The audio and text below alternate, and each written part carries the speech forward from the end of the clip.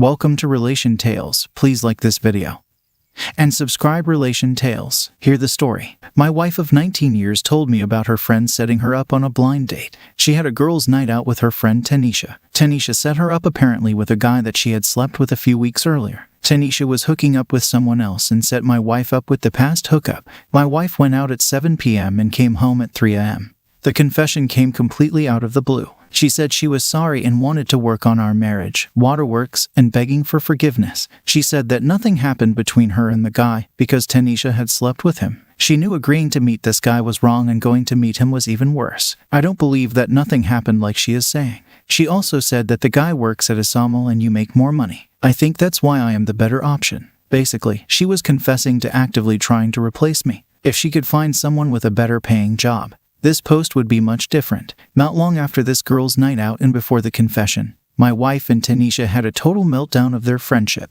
Suddenly, they went from best friends to Tanisha is a liar and a manipulative, jealous person according to my wife. I think the confession or partial confession was to keep Tanisha from telling me about her sleeping with the guy, gaslighting me on the truth of what really happened by telling me only partially about it. Only enough to look bad, but not the whole ugly truth of what happened. Honesty, I didn't need to be told everything that happened. The holes in the story were too big. Little coincidences that occurred around that time put everything in perfect focus. When she told me about it, I lost all feeling for her. I just went numb and didn't even get angry. I'm done. Just working on my exit strategy at this point. Getting financials in order, a place to move into, etc. It really sucks that she would be willing to throw away 19 years of marriage with no regard for anything, including our 2 children. Update. She is in full-blown panic mode. Recently diagnosed with an autoimmune disorder where her white blood cells are attacking her lungs. This causes asthma attacks that normal medication can't correct. The only drug on the market that controls the condition has a copay of $30,000 after her Medicaid. If I didn't have really good health insurance through my employment, there isn't any possibility of her being able to afford it. She is trying everything to reconcile, even setting up couples counseling.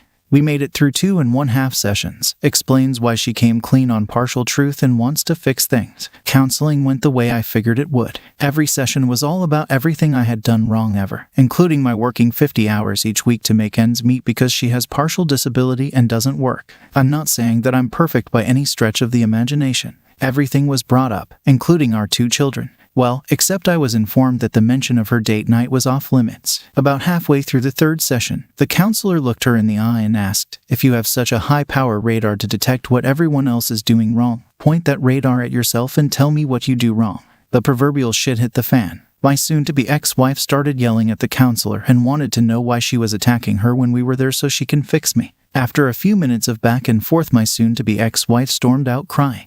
The counselor told me that my soon-to-be ex-wife has a deep hatred for me, and I don't think this marriage can be salvaged. Basically, my response was yup and nope. I informed the counselor that I appreciated her time and we wouldn't be back. She offered me individual counseling. I informed her that I probably would in the future and proceeded to tell her about the taboo topic. Needless to say, it didn't surprise her and confirmed her suspicion. Needless to say, the entire trip back to the house was about what a quack the therapist was. I've basically been on autopilot when I'm at the house. I refer to it as the house because it isn't a home anymore. I've moved into the spare bedroom. As far as I'm concerned, I may be married, but I no longer have a wife. If she didn't need good medical insurance coverage, she would still be on the hunt.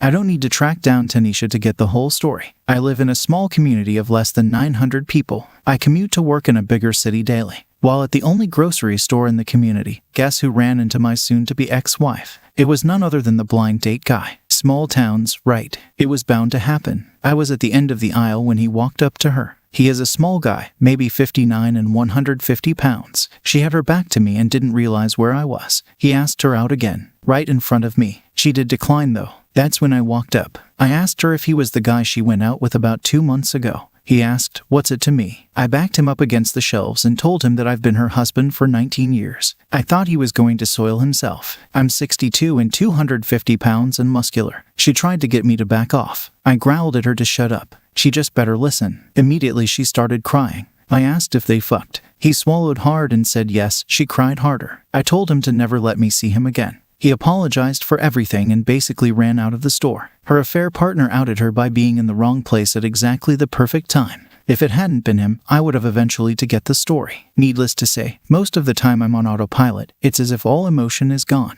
I have to fake happiness while I'm with my children. I don't know if it is an emotional self-defense mechanism to keep things from falling further apart. I know I should be in some kind of distress over this. One day it's going to hit hard. I no longer trust the things I know to be true. Do my children really love me? Or do they love the things I give them? Do my parents? Do they only love the fact that I got good grades in school, never got into trouble? The only thing I'm certain of is I can't stay in this sham of a marriage. I get up, go to work, barely eat or sleep. The only people I've told about this are strangers on the internet. I have no one to talk to about this. I go from one day to the next pretending I'm normal. Maybe my soon-to-be ex-wife was right. The therapist does need to fix me. Just a quick reminder to hit the subscribe button. I really appreciate it. It helps me a lot. Now moving on to our second story. My wife is cheating with my co-worker. I'm 33 male and my wife is 30 female. We have been together for 11 years, and I thought everything was good between us until recently. For some context, I work as a dispatcher for truckers and it's a pretty good job. I get good benefits and I make enough where we can both be comfortable. My wife had a job with building gaming computers, but she lost her job due to cutbacks, so I've been the sole earner. I've been picking up a lot of hours, and one day my car battery died on me, so I had my wife take me to work. When we made it to the parking lot, I saw my coworker, Andrew. I waved at him and he walked over to say hello, and that's when I introduced him to my wife. She got the car to shake his hand and he looked at me and said, "You never told me that your wife was so beautiful." She blushed and I laughed, not thinking about it, saying, "Yeah, I'm lucky to have her," and then we both walked into work after I kissed my wife goodbye. I got my car good and running, so I've been going to work like normal. During lunch, I couldn't help but notice my wife's car in the parking lot, so I walked towards it and saw her and Andrew talking and eating lunch in her car. I got upset but kept it cool and knocked on her window. She opened the door and said, "Oh, I forgot to tell you that I and Andrew were having lunch today together." Then Andrew said, "I hope you are not angry." I took a deep breath and said no, and I turned around and walked to the car. Because if I said anything else it was going to start an argument, but I can feel my wife getting frustrated because I walk away like that. Later that day when I got home, she blew up one saying that I embarrassed her in front of Andrew. I said, "Why do you even care, and when did you even start hanging out with him?" She said, "I am a grown-ass woman, and I don't have to tell you shit," and then walk off. Since then she has been distant, and I noticed she's been on her phone, more calling and texting her friends. I just know that it's Andrew, but I don't want to accuse her. Then I'm wrong and I look like an asshole, but at the same time I want to say something. I don't know what to do. Update: I'm gonna put it in my wife's car and trail to see if I can find anything and collect evidence so I don't get fucked if I'm in court if we do end up divorcing.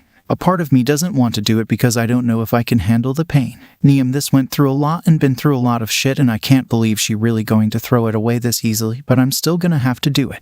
Update number 2. My friend gave me his airdrop and I hid it in my wife's car and followed her. She told me that she was going to see a friend, but I didn't believe it, so I followed her in my friend's car to make sure she couldn't spot me. After a 20-minute drive, she drove up to a hotel. I'm not gonna lie, I felt sick and my heart kept pounding. I was really hoping that I was wrong and she was seeing a friend, but instead I saw Andrew waving at my girlfriend.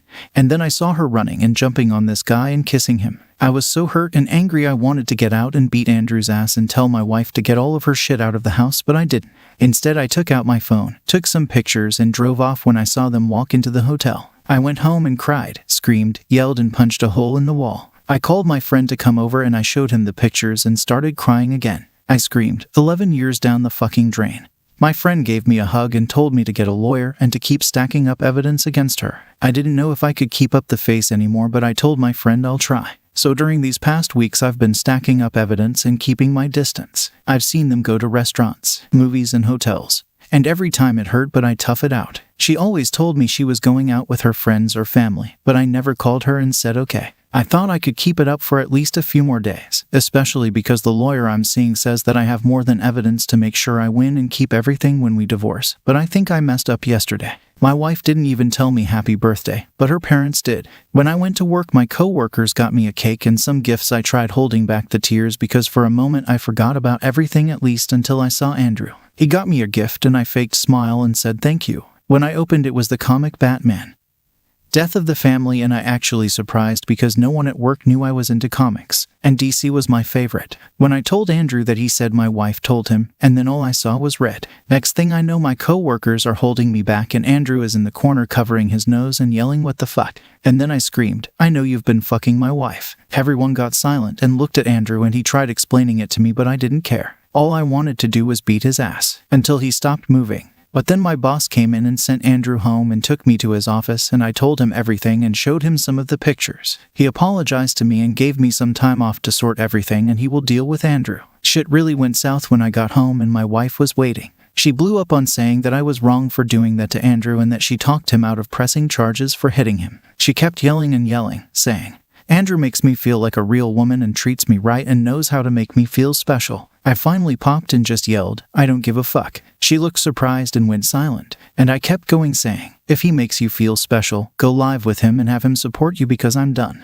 Then she had the nerve to cry and say that she was sorry. She tried saying how Andrew caught her at a moment of weakness, but I just took a deep breath and told her to get a lawyer because we're getting a divorce. She really tried to apologize and said that she couldn't afford one and that we needed to work on ourselves, but I just looked at her and told her to pack up. She kept crying and begging, but I just got her suitcase and called her sister to come pick her up. She locked herself in the bathroom, saying she won't come out until I was willing to work things out with her. I kept telling her that I didn't want to work anything out and that we needed space because when I saw her I felt angry and hurt. She finally got out and apologized, and then she packed her shit and waited outside for her sister. Now I'm finally in the house alone and I can't stop crying. I feel so many things and I just don't know anymore. Sorry if I was all over the place with my post. I'm just feeling horrible and emotional, but I am planning on seeing a therapist soon. I'll definitely update everyone once all this blows over. I'd like to thank everyone again for the advice and support. This is the last update from the user on this story. There are no further updates as of now. If the user releases an update in the future,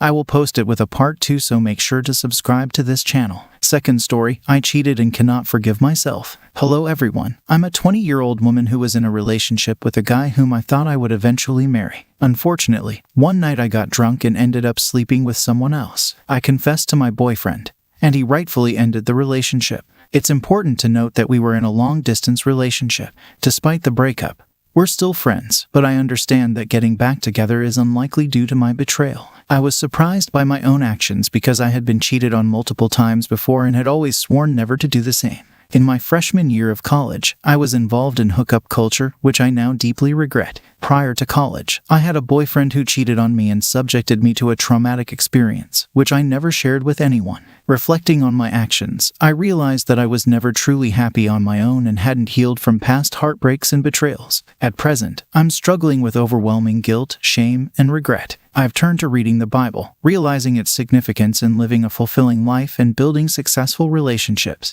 I've also started therapy to work through my emotions. While I can't undo my mistakes, I am committed to personal growth. I feel a deep sense of shame about my past and have decided to remain celibate until I find someone with whom I want to spend my life. My ex and I initially started as friends with benefits, a decision I now recognize as unwise, especially after understanding the power of lust. Despite my mistakes, my ultimate goal is to have a loving and successful family. I wonder if a future partner can forgive me for my past. I've distanced myself from friends who lied and cheated, recognizing the importance of surrounding myself with positive influences. Seeking advice on moving forward, I acknowledge that what I did was wrong. My ex had a history of cheating, which I understand doesn't define someone's character, but I feel it defines me at the age of 20. I consulted a psychiatrist who ruled out personality disorders, emphasizing the importance of focusing on my health and avoiding alcohol and weed. My therapist highlighted issues of low self-esteem and depression that I had long been aware of but never addressed. I am determined to transform into a new and better person,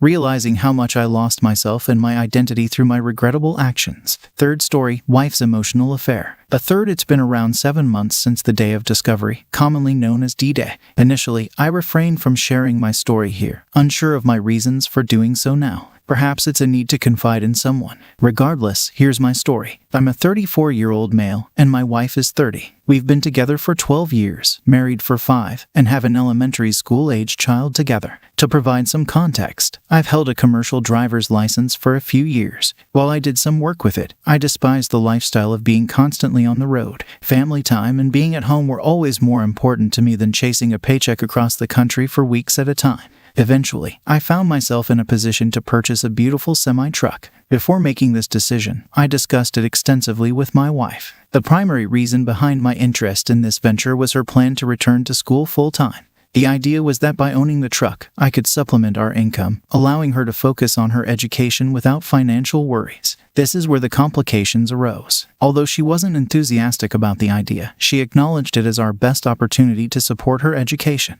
She understood the significant amount of time I would spend on the road, away from home. It was a tough spot for her, managing the household with 3 dogs, an elementary school-age child, a full-time job, and the daily chores. However, she was aware of all these responsibilities, and we had discussed them before I purchased the truck. Initially, everything seemed fine. When I was home for my brief 34-hour reset, I pitched in with household tasks, caught up on chores, and prepared to leave again. Throughout my time on the road, communication with my wife was a constant effort, adhering to strict rules about phone use while driving an 80,000-pound vehicle. As a commercial driver, safety always took precedence, and texting while behind the wheel was not an option. During stops for loading or unloading, I caught up on messages and engaged in conversation. While away, I had expressed a desire for phone intimacy and more explicit photos, considering our marital connection. Initially, my wife was hesitant about phone intimacy, expressing discomfort with the idea. I respected her boundaries and didn't press the matter. The exchange of explicit photos was infrequent, limited to occasional bathtub selfies. However, a significant shift occurred around April. Suddenly, she began sending a multitude of provocative pictures, wearing sexy outfits, using filters, and posing in peculiar areas of our home like the basement and living room. The change raised concerns. The pictures were alluring, yet the sudden and random nature seemed odd.